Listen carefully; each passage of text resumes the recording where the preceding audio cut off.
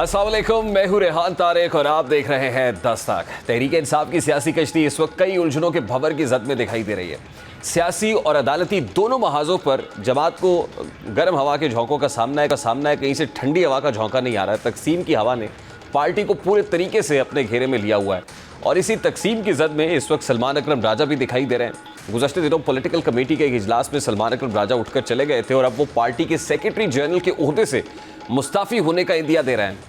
सलमान अकरम राजा पर यह दबाव मौजूद है कि वो किसी एहतजाज में शिरकत नहीं करते और वो पार्टी के फैसलों पर एकतरफा तौर पर असरअंदाज होने की कोशिश करते हैं। और अब वो अहम मामलात में जिनकी बुनियाद पर सलमान अकरम राजा अपने ओहदे से मुस्ताफ़ी होने की बात कर रहे हैं, पहला अहम मामला अपोजिशन लीडर की नामजदगी के हवाले से है। वाकिफ़ान हाल कहते हैं कि सलमान अकरम राजा की ख्वाहिश है कि किसी तरीके से महमूद खान अचकज़ई को कौमी असम्बली में अपोजिशन लीडर मुकर्रर कर दिया जाए। और शायद यही वजह थी कि कमेटी के इजलास में जब उनके इस मौक़िफ़ की मुखालफत हुई तो उन्होंने उस इजलास से किनारा कशी इख्तियार कर ली। दूसरी अहम वजह यह है कि पार्टी के अंदर से सलमान अकरम राजा पर यह प्रेशर डाला गया कि जब वो 1 घंटे के नोटिस पर पाकिस्तान तहरीक इंसाफ के रहनुमा अली बुखारी की बानी पीटीआई से मुलाकात करा सकते हैं, तो फिर वो दूसरे रहनुमाओं की बानी पीटीआई से मुलाकात क्यों नहीं करा सकते। अब बज़ाहिर ये वो वजूहात हैं जिनकी बुनियाद पर सलमान अकरम राजा पार्टी ओहदे से हटने की बात कर रहे हैं। आज उन्होंने एक्स अकाउंट पर ट्वीट्स किए हैं जिनमें वो कहते हैं कि आज एक ऐसा वाक़या हुआ है जो अब मुझसे 2 टोक फैसले का तकाजा करता है। मेरी ज़िंदगी खुली किताब है, मेरा कोई अमल किसी उसूल से मुतसादिम नहीं है, फ़िक्री और माशी दयानत पर समझौता मुझे कबूल नहीं है। कल मैं बानी पीटीआई से गुजारिश करके ओहदे से अलहदा हो जाऊँगा। मेरी वकालती खिदमात बिला मुआवजा हाजिर रहेंगी। सलमान अकरम राजा अपने बयान में मज़ीद कहते हैं कि मैं कोई रिवायती सियासतदान नहीं, ना जागीरदाराना जो मिल ओनर हूँ, ताहम मेरा मुख्तसर ख़ानदान मेरे साथ खड़ा है। हमने पार्टी के अंदर और बाहर से हर किस्म के हमलों को सहा है। मुझे कोई मलाल नहीं, अपनी भरपूर वकालत को पसे पुश डालकर माशी बेयकीनी को बखुशी कबूल किया। सलमान अकरम राजा मज़ीद कहते हैं कि पिछले मंगल मैंने अली बुखारी एडवोकेट के ज़रिए बानी पीटीआई को दरख्वास्त भेजी थी कि पार्टी मेंबरान को बेतहाशा नाहक सज़ाओं के पेश नज़र मुझे सेक्रेटरी जनरल के ओहदे से हटाकर कानूनी मामलात पर तवज्जो मरकूज़ करने दी जाए, लेकिन बानी पीटीआई ने मेरी दरख्वास्त मंजूर नहीं की। मैं उनके एतमाद पर शुक्रगुजार हूँ। अब सलमान अकरम राजा उन पर पार्टी के अंदर से ये इल्ज़ाम लग रहा है कि वो आपो की नामजदगी पर असरअंदाज होना चाहते हैं। वो जानबूझकर बानी पीटीआई से सियासी रहनुमाओं की मुलाकातें नहीं होने दे रहे, जबकि ये तासुर भी दिया जा रहा है कि अपोजिशन लीडर के लिए नामजदगी की हिदायत बानी पीटीआई की जानिब से दी गई। अगर एक लम्हे के लिए इस बात को दुरुस्त मान लिया जाए तो फिर सियासी कमेटी के इजलास में बानी पीटीआई के ज़िमनी इंतखाबात के बायकॉट करने और महमूद खान अचकज़ई और आज़म स्वाति को अपोजिशन लीडर नामजद करने के इक़दामात को नज़रअंदाज कर दिया गया है। मीडिया रिपोर्ट्स के मुताबिक तर्जुमान पीटीआई की जानिब से जारी एलामी में कहा गया है कि सियासी कमेटी के इजलास में सियासी सूरत हाल पर गौर हुआ और सियासी कमेटी ने कौमी असम्बली में अपोजिशन लीडर के तकर्रुर को मौखर कर दिया है। अब एक तरफ पॉलिटिकल कमेटी का मामला है जिसमें जो फैसले हो रहे हैं बज़ाहिर वो बानी पीटीआई के फैसलों के बरक्स दिखाई दे रहे हैं। वो बाई इलेक्शंस कंटेस्ट करने का मामला हो या फिर पार्लियामान के अंदर वो नेशनल असम्बली हो या सेनेट हो, उसमें अपोजिशन लीडर की नामजदगी का मामला हो। दूसरी तरफ आज ही शायद ये पर्सपेक्टिव है कि बानी पीटीआई ने यह फैसला किया कि बाई इलेक्शन कंटेस्ट नहीं करना, तो हमाद अज़हर साहब ने बाई इलेक्शन करने से दस्तबरदारी का इजहार कर दिया कि वो NA-29 से कागजात नामजदगी वापस ले रहे हैं। ये एक बहुत बड़ा प्रॉब्लम है। ज़ाहिर है इससे डिवाइड जो है वो खुलकर वाज़ेह हो जाती है। अब एक तरफ तो ये इंटरनल इशू है पाकिस्तान तहरीक इंसाफ के अंदर, दूसरा वो जो 9 मई से मुतालिक फ़ैसले आ रहे हैं। आज भी फैसलाबाद की इंसदाद दहशतगर्दी अदालत से जो फ़ैसले आए हैं उसमें भी दर्जनों पाकिस्तान तहरीक इंसाफ के ऐसे लोग हैं जिनको सज़ाएँ सुनाई गई हैं। किसी को 3 साल की सज़ा हुई है, किसी को 10 साल की सज़ा सुनाई गई है। यानी इससे पहले वो सरगोदा ATC हो, फैसलाबाद ATC हो, लाहौर ATC हो, अब फिर फैसलाबाद की अदालत से जो तो और फिर ज़ाहिर है जो पाकिस्तान तहरीक इंसाफ के पार्लियामेंटेरियंस हैं उन पर भी जो डिसक्वालिफिकेशन की तलवार है वो अपनी जगह पर लटक रही है। उसके बाद बाई इलेक्शंस है और बाई इलेक्शंस के अंदर पीटीआई ने क्या करना है इस हवाले से एक मखमसा है। अभी तक कुछ भी वाज़ेह नहीं हो पा रहा है कि होगा क्या और कैसे होगा। मलिक शफकत अब्बास आवान साहब पाकिस्तान तहरीक इंसाफ के रहनुमा स्टूडियोज़ में हमारे साथ मौजूद है। अस्सलाम वालेकुम मलिक साहब, बहुत बहुत शुक्रिया आपके वक्त के लिए।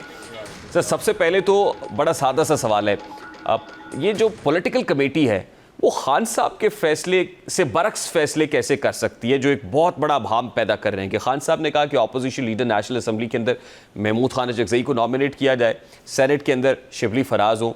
अब इससे जो डिसेंट है वो पॉलिटिकल कमेटी का सामने आ रहा है और फिर दूसरी बाई इलेक्शंस कंटेस्ट करने के खान साहब कहते हैं बाई इलेक्शंस जो है वो कंटेस्ट नहीं करने, पॉलिटिकल कमेटी कहती है कंटेस्ट करने। तो क्या खान साहब के फैसलों को सुपरसीड कर दिया गया है? नहीं, बिल्कुल ऐसा नहीं है। फैसला आखिरी खान साहब का ही होना है।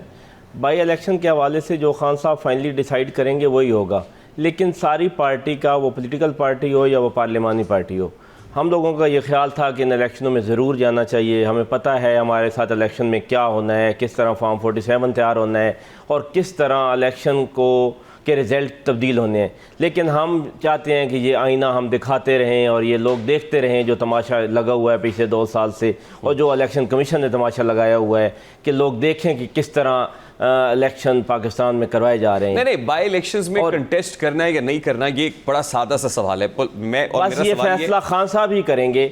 हमारी राय है वो खान साहब तक पहुंचेगी, पॉलिटिकल पार्टी का एक फैसला है वो खान साहब तक जाएगा, लेकिन पॉलिटिकल कमेटी का फैसला क्या है? पॉलिटिकल कमेटी का फैसला ये है कि इलेक्शन लड़ा जाए। खान साहब खान साहब का फैसला क्या है सर? जी, खान साहब का आखिरी फैसला यही था कि इलेक्शन से हमें नहीं, इलेक्शन कंटेस्ट नहीं करना, खान साहब का फैसला नहीं करना। तो पॉलिटिकल कमेटी खान साहब के फैसले को सुपरसीड कैसे कर सकती है? नहीं, सुपरसीड की बात नहीं है। क्या इख्तिलाफ राय पॉलिटिकल पार्टीज में नहीं होता? बिल्कुल हमारी जमहूरी पार्टी है, यहाँ पे डिक्टेटरशिप नहीं है कि जी बस नवाज शरीफ ने यह कह दिया, जरदारी ने यह कह दिया तो यही होना है। ये पॉलिटिकल पार्टी है पाकिस्तान तहरीक इंसाफ। यहाँ पे डिक्टेटरशिप नहीं है, यहाँ पे फैसले राय से होते हैं। शहबाज गिल साहब ने ट्वीट की और शहबाज गिल साहब ये कहते हैं कि खान साहब ने जो फैसला किया है, ये 10 बरदारी का बाई इलेक्शंस कंटेस्ट नहीं करने, बिल्कुल हमें उसके साथ खड़ा होना चाहिए। और जाहिर है जो खान साहब के फैसले, जाहिर है Pakistan Tehreek Insaf is nothing without Khan साहब। आप पॉपुलैरिटी की बात करते हैं तो खान साहब की पॉपुलैरिटी शायद यही वजह है कि हमाद अजहर साहब ने NA-29 से अपने कागजात पे पाकिस्तान तहरीक इंसाफ इमरान खान है और इमरान खान पाकिस्तान तहरीक इंसाफ है। हम लोग सिर्फ और सिर्फ इमरान खान की वजह से असम्बली में बैठे हुए हैं, ये इसमें कोई दूसरा इबाम ही नहीं है। ये सारे लोग हम जो भी बैठे हुए हैं इमरान खान साहब की वजह से। लेकिन क्या हम अपना कोई नुक्ता नज़र नहीं पेश कर सकते? क्या वो जितने भी MNAs हैं, मेरी देखिए मलिक साहब बात पता है क्या है, खान साहब जो है उनका बयानिया लगता है मज़ाहमती बयानिया है, वो रिटेलिएट करना चाहते हैं, लेकिन जो बाहर लोग बैठे हुए हैं यूं लग रहा है कि जैसे खौफजदा हैं, खौफ की फजा है। कोई खौफ नहीं है, वो मज़ाहमत करना हमें 3-4 दफ़ा उठाया गया है और उठा लें। पहले कितनी दफ़ा उठाया है? मैं 4 दफ़ा उठाया गया हूँ, कोई मसला नहीं है, उठाएं हमें, हमारी फैमिलीज़ को उठा रहे हैं, उठाएं, लेकिन मुज़ाहमत तो होगी। और ख़ान साहब के साथ पूरे लोग खड़े हैं, जितने MNAs हैं, जितने पार्लियामेंटेरियंस हैं। लेकिन अगर किसी कोई पॉलिटिकल बात होती है तो वहाँ पे इख्तिलाफ राय ज़रूर आता है और वो ख़ान साहब तक पहुँचाया जाता है, लेकिन फ़ैसला वही होगा जो ख़ान साहब करेंगे। जहाँ तक बात आपने अपोजिशन लीडर की है, अभी उमर अयूब साहब का और शिबली फराज साहब का स्टे चल रहा है। उन्हें हाई कोर्ट ने स्टे दिया है कि अभी तक यहाँ पे चेंज ना किया जाए। अगर जब तक वो हैं, जब तक स्टे है, जब तक अदालती मामला है, वो चलेंगे। लेकिन अगर खान साहब कहेंगे कि महमूद खान अचकज़ई ने होना है नेशनल असम्बली में और सेनेट में होना है किसी दूसरे शख्स ने, तो वही होगा। सलमान अकरम राजा साहब 10 बरदार होने जा रहे हैं सर? हाँ, मुझे इस खबर बिल्कुल नहीं थी, अभी आपने बताया है तो मे भी कोई उनका भी इख्तिलाफ राय होगा, लेकिन मेरा नहीं ख्याल कि उनका इस्तीफ़ा खान साहब कबूल करेंगे। नहीं, लेकिन उन्होंने तो ट्वीट में कहा है कि उन्होंने अली बुखारी के ज़रिए मैसेज भेजा, लेकिन खान साहब ने इस्तीफ़ा मंजूर नहीं किया है।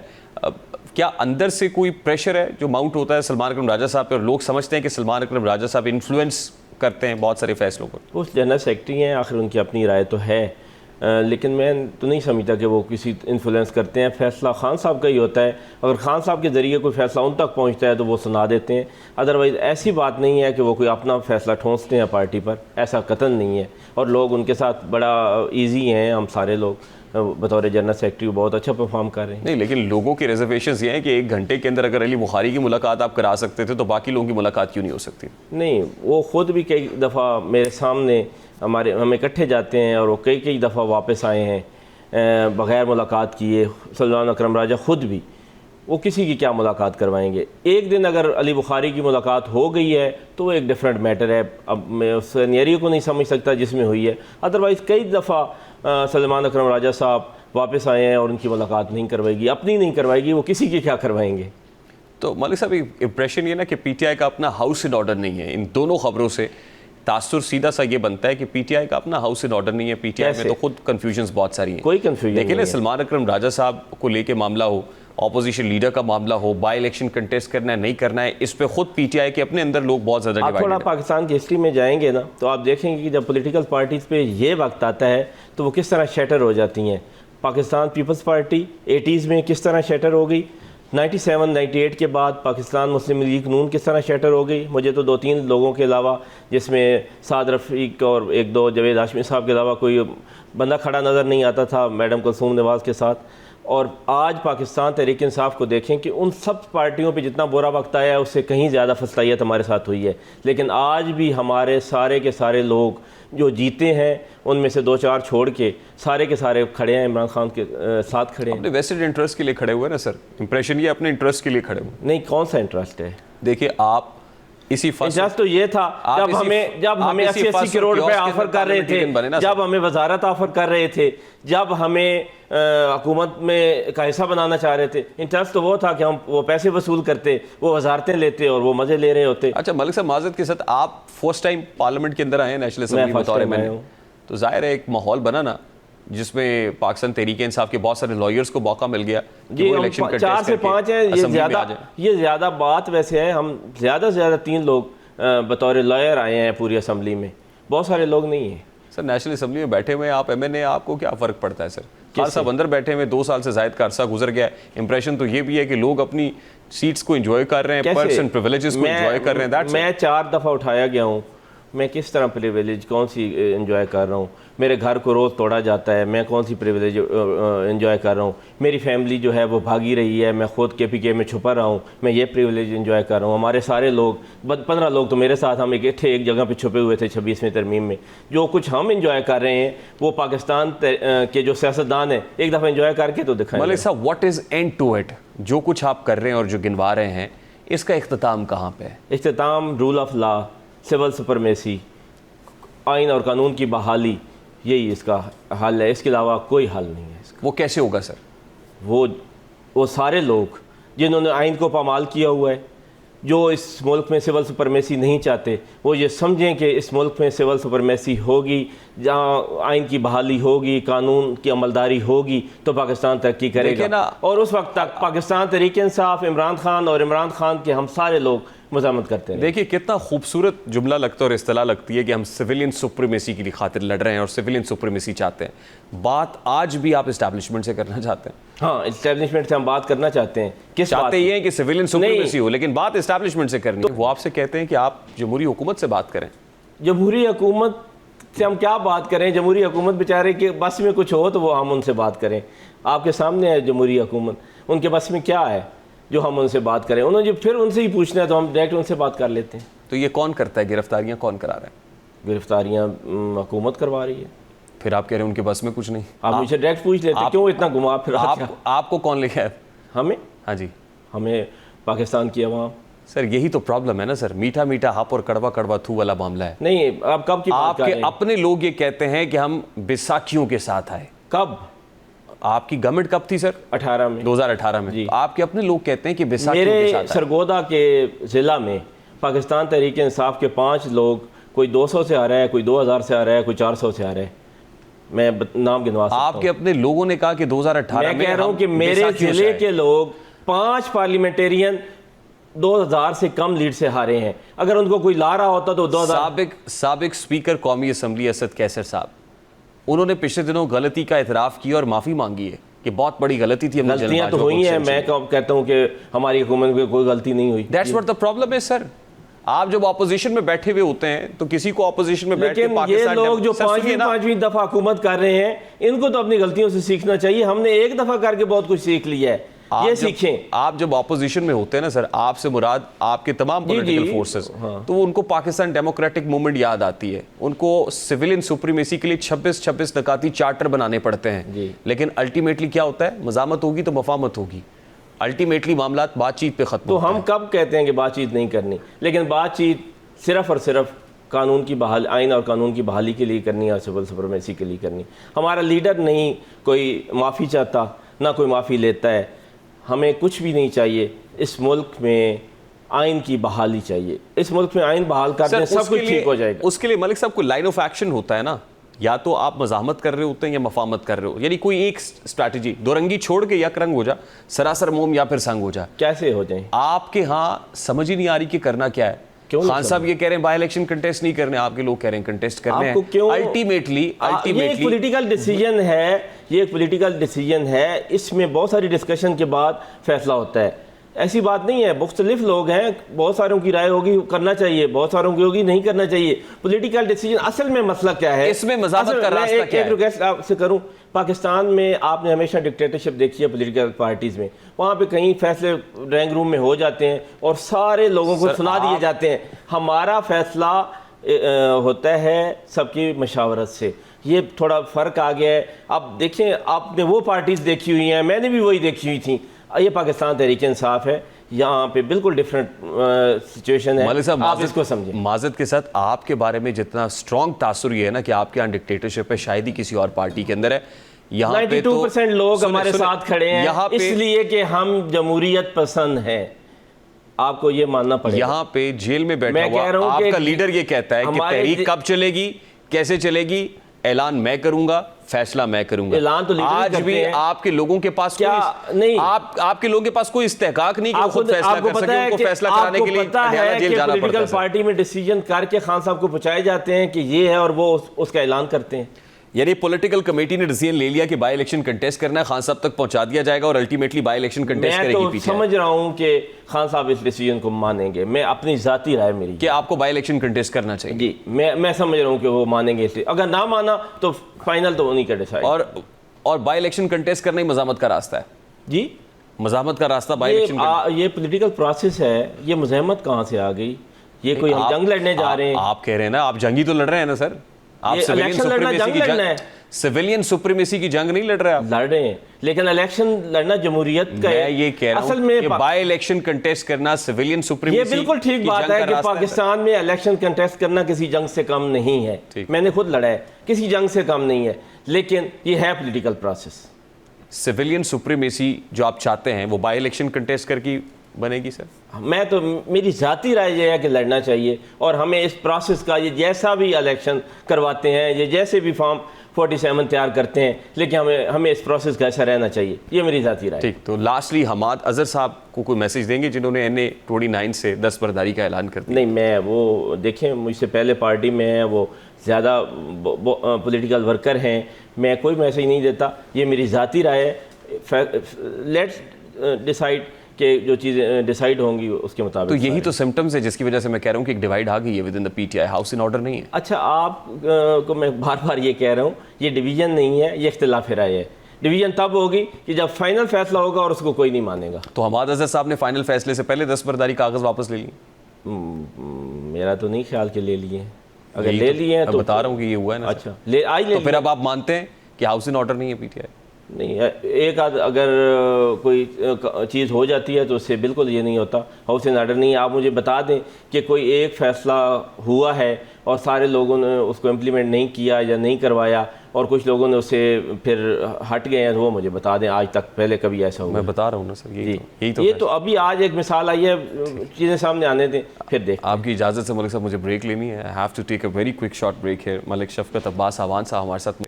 I have to take a very quick short break here. Kheldas Kostani sahab join करेंगे इस ब्रेक के बाद हमारे साथ ही।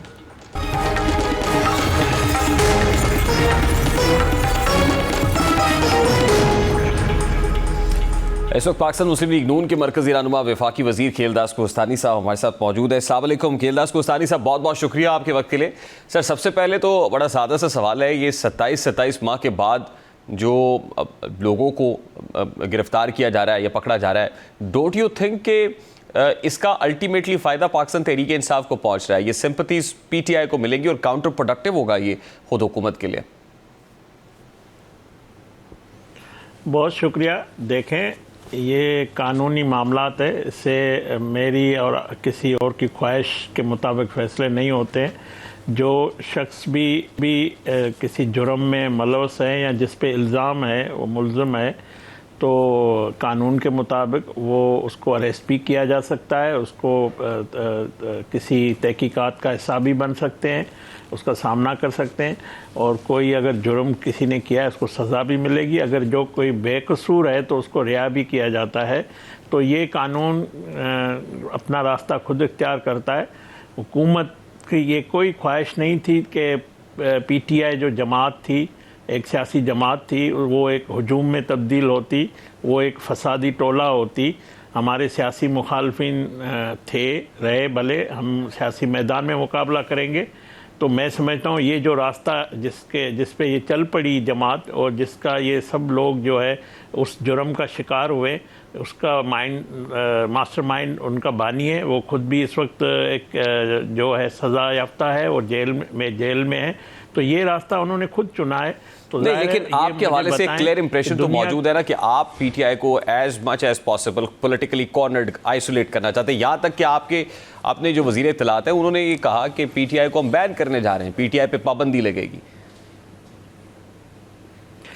देखें, बिल्कुल अता तारड़ की उस वक्त जो उन्होंने बयान दिया था, मैंने उस वक्त भी उसकी तायद की थी, मैं आज भी तायद करता हूँ। इस मुल्क में किसी भी शख्स को ये आज़ादी हासिल नहीं है कि वो फ़ौजी तनसीबात पे हमला करे, वो कानून हाथ में ले, वो जलाओ घेराव करे, वो हमारे शोधा की तज़दीक करे। अगर ऐसी कोई जमात होगी तो उसको पाबंदी होनी चाहिए। क्या हम टीटीपी को इजाज़त देते हैं? क्या हम बीएलए को इजाज़त देते हैं? मैं तो ये कह रहा हूँ, मेरी एज ए पॉलिटिकल वर्कर ये ख्वाहिश थी। इन लोगों ने लोगों को झूठे सच्चे ख्वाब दिखाए। इन्होंने कहा कि हम तब्दीली लाएंगे। इन्होंने 4.25 साल हुकूमत भी की। ये सियासी जमात होती, मैं तो ये कह रहा हूँ ये हुजूम में तब्दील ना होती। फैसला तो ये अगर बैलेट के जरिए होता है ना सर, ये फैसला तो अवाम ने करना है, ये फैसला किसी पॉलिटिकल पार्टी ने तो नहीं करना सर। और ये मेरा बड़ा सादा सा सवाल है, ये डेमोक्रेसी के लिए कोई नेक शगुन है सर?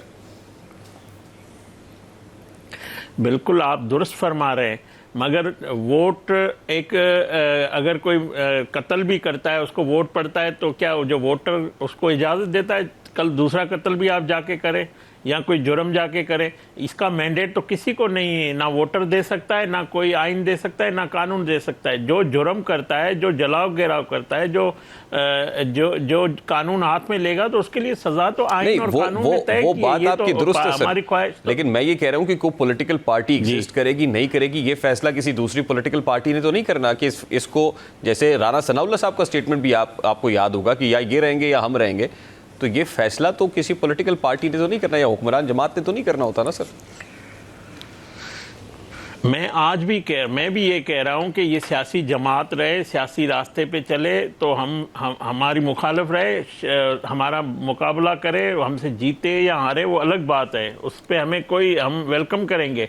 मगर वो एक मिलिटेंट, एक कानून हाथ में लेना, जलाओ गिरा, जैसा 26 नवंबर को दोबारा इन्होंने किया, वसाइल को लेकर आके कि हम मारेंगे या मरेंगे, तो मुझे बताओ उस जमात को आप क्या कह सकते हैं जो कहते हैं हम कफन बांध के आ रहेंगे, या खुद मरेंगे या आपको मारेंगे?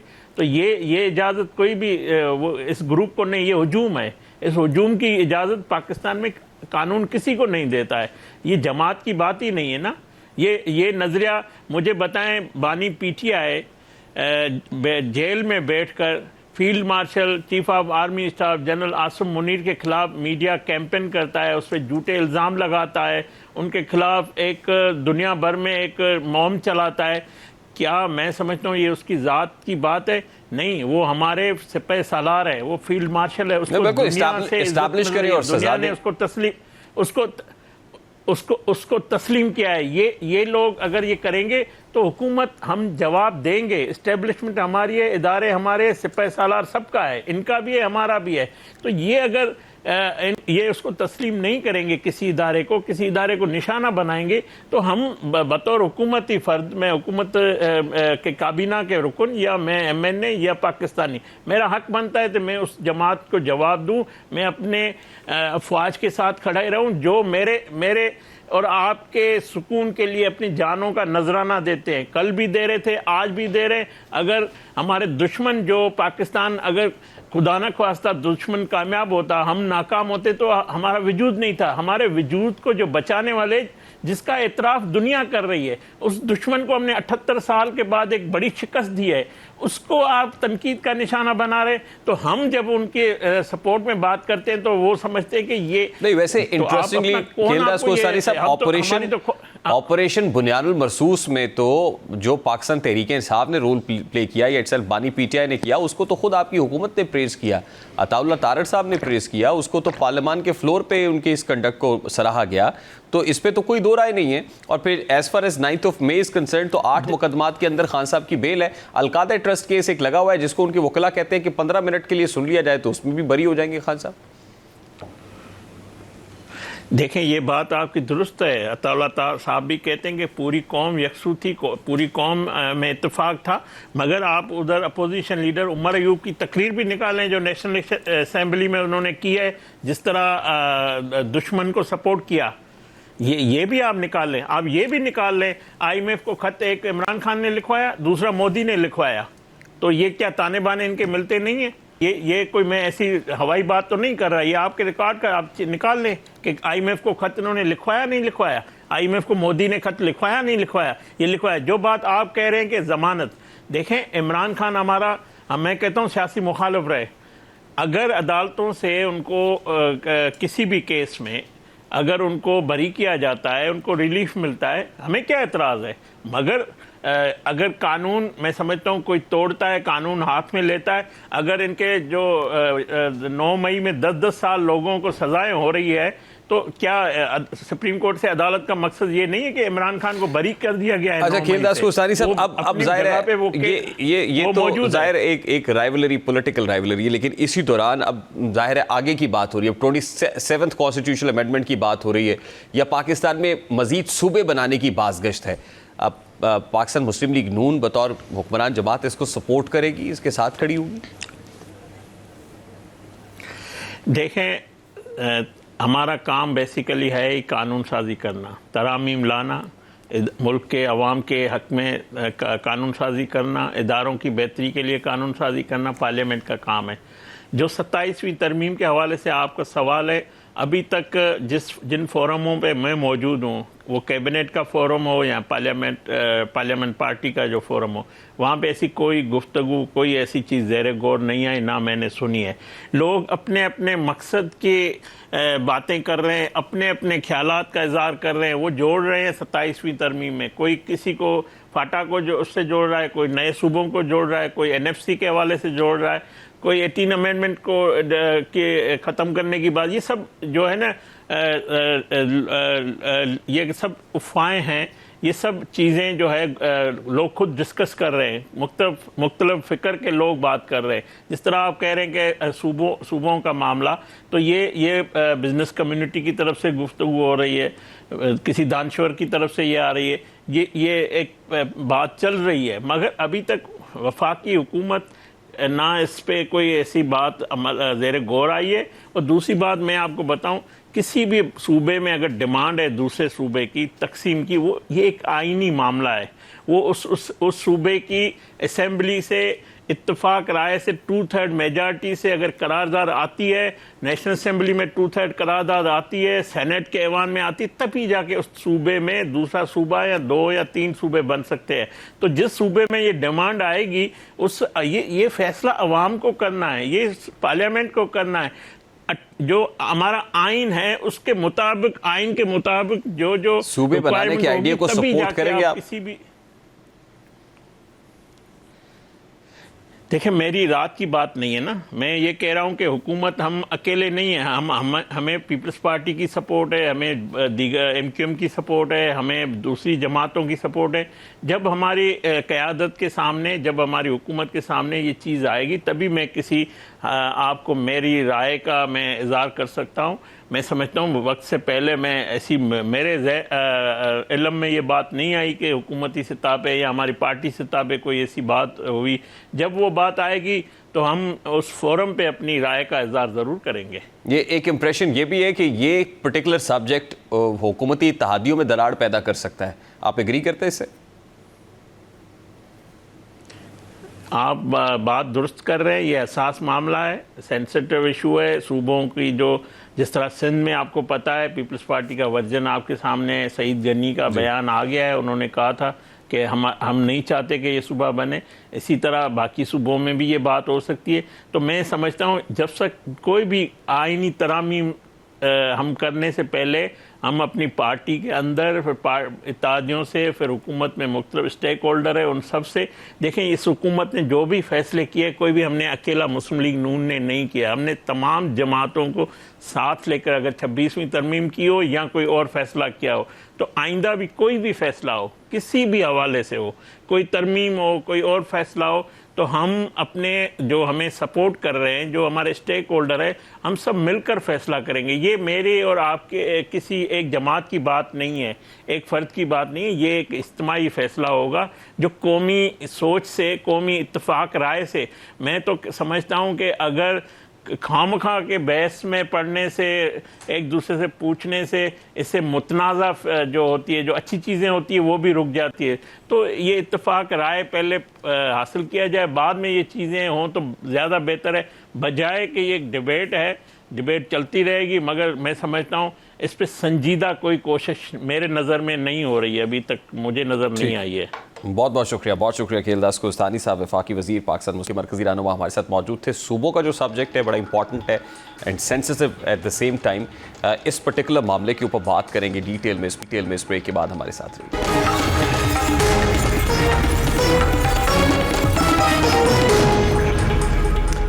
नए सूबों के क़याम की बाज़गश मुसलसल सुनाई दे रही है और अब नए सूबों के मुमकिना तरीक़ाकार और इसके मुमकिना मॉडल्स पर एक थिंक टैंक की रिपोर्ट भी मंजर आम पर आई है, जिसमें मौजूदा सूबाई और इंतज़ामी ढांचे को नाकाम करार देकर नए सूबे बनाने के 3 मॉडल्स तजवीज़ किए गए हैं।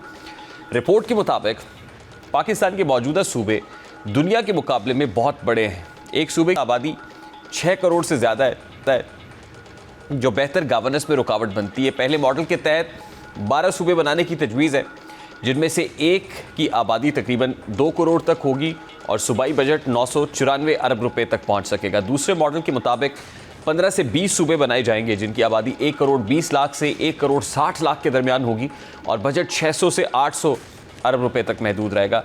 तीसरे मॉडल में 38 वफाकी डिवीजन्स कायम करने की तजवीज़ है, जिनमें हर डिवीज़न की आबादी सिर्फ 63 लाख होगी। रिपोर्ट के मुताबिक इस वक्त पाकिस्तान के 4 सूबों में बजट और वसाइल की तकसीम गैर मुतवाज़न और थिंक टैंक के मुताबिक छोटे सूबे या डिवीजन्स बनाने से वसाइल के इस्तेमाल में बेहतरी आएगी और आवाम तक सहूलतें बराह रास्त पहुँच पाएंगी। अब असल सवाल यह है कि क़यादत इन तजावीज़ पर कौमी इत्तफ़ाक़ राय पैदा करके अमली इक़दाम करेगी या ये मामला एक बार फिर रिपोर्ट्स और इजलासों तक महदूद रहेगा। नए सूबों के क़याम के हामियों के नज़दीक इन मॉडल्स पर अमल दरामद ना हुआ तो वसाइल की गैर मुनसिफाना तकसीम और गुर्बत की शरह में इजाफा पाकिस्तान के वफाकी ढांचे को मज़ीद कमज़ोर कर सकता है।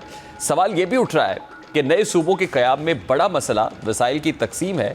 माहिरीन के नज़दीक इन सूबों के क़याम का मतलब ये होगा कि मौजूदा वसाइल बिलखुसूस पानी, बिजली, तेल, गैस और मादनियात को नई बुनियादों पर तकसीम करना पड़ेगा। इस अमल में इख्तलाफ और तनाज़ात जन्म ले सकते हैं, क्योंकि पहले से मौजूद सूबे ये खदशा ज़ाहिर करेंगे कि उनके हिस्से में कमी की जाए। इसी तरह वफाकी division of political and finance resources को असर नौ तरतीब देना पड़ेगा। फिर इसी तरह एक और अहम मसला इंतज़ामी अखराजात का है। नए सूबे बनाने के लिए नई असम्बलियाँ, वज़रा, सेक्रेटेरिएट, पुलिस, अदलिया और दीगर ब्यूरोक्रेटिक ढांचे तश्कील देने होंगे। इस पर अरबों रुपए के अखराजात आएंगे। पाकिस्तान जैसे माशी बहरान का शिकार मुल्क के लिए ये सवाल बहुत अहम है कि क्या इजाफी बोझ को बर्दाश्त कर भी पाएगा या नहीं। अभी एक ब्रेक लेंगे और ब्रेक के बाद जब वापस आएंगे एक अलमनाक दास्तान गुज़श्ता रोज़ रकम हुई है, इस पर बात करेंगे इस ब्रेक के बाद। हमारे साथ रहिए।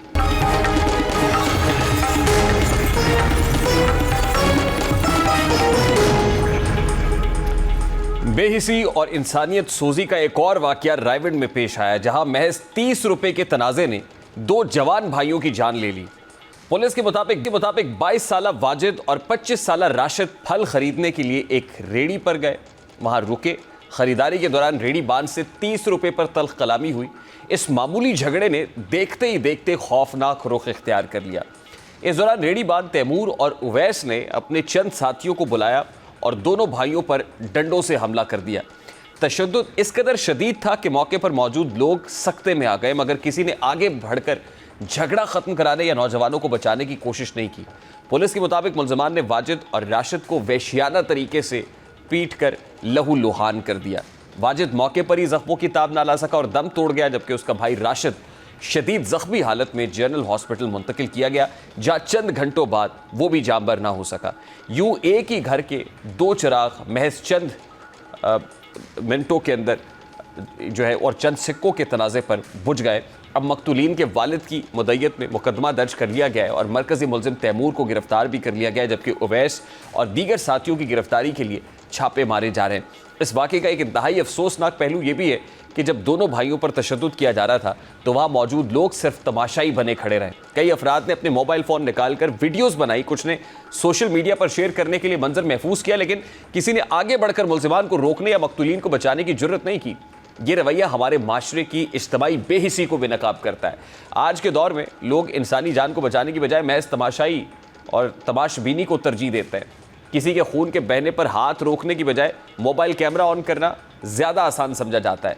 ये सूरत हाल हमारे माशरती ज़वाल की निशानदेही करती है। एक वक्त था जब मोहल्ले के लोग एक दूसरे के दुख दर्द में शरीक होते थे, किसी पर जुल्म होता तो सब मिलकर उसे बचाते, मगर आज इज्तिमाई जिम्मेदारी का एहसास ख़त्म होता चला जा रहा है। वाजिद और राशिद के साथ पेश आने वाला सानिया सिर्फ एक ख़ानदान का दुख नहीं है, बल्कि पूरे माशरे के लिए लम्हा फ़िक्री है। सवाल ये है कि क्या हम इतने बेहिस हो चुके हैं कि 30 रुपये की खातिर 2 नौजवानों को जान से जाते देखते रहे और किसी के दिल में रहम पैदा ना हुआ। पुलिस की जानिब से इस बात की यकीन दहानी कराई गई है कि तमाम मुल्ज़िमान को गिरफ्तार करके इंसाफ फराहम किया जाएगा, लेकिन हकीकत यह है कि इंसाफ के तकाजे पूरे होने के बावजूद भी उन वालिदैन के ज़ख्म कभी नहीं भर सकेंगे जिन्होंने अपने 2 जवान बेटों को एक साथ खो दिया है। अब 30 रुपये की मामूली रकम ने ना सिर्फ एक घर को उजाड़ दिया है, बल्कि माशरे के चेहरे से इंसानियत का नकाब भी हटा दिया है। ये वाक़या इस अमर का तकाजा करता है कि हम इज्तिमाई तौर पर अपने रवैयों का जायज़ा लें। अगर हम हर जुल्म के वक्त तमाशाई बने रहे, अगर हमने अपनी समाजी ज़िम्मेदारियों को फरामोश कर दिया, तो ऐसे सानेहात बार बार जन्म लेते रहेंगे। आज इन दोनों जवान भाइयों की जो बहनें हैं, उनके घर वाले हैं, वो दुहाइयाँ दे रहे हैं। उनका दर्द जब वो बयान करते कीजिए कि सुना नहीं जाता, कलेजा मुँह को आता है। उदास लोगों से प्यार करना कोई तो सीखे, सफ़ेद लम्हों में रंग भरना कोई तो सीखे, कोई तो आए नई रुतों का पयाम लेकर, अंधेरी रातों में चांद बुनना कोई तो सीखे। प्रोग्राम का वक्त अपने इख्तिताम को पहुंचा। आपसे मुलाकात होगी इंशाल्लाह कल। अपना रखिए ख्याल। अल्लाह हाफ़िज़।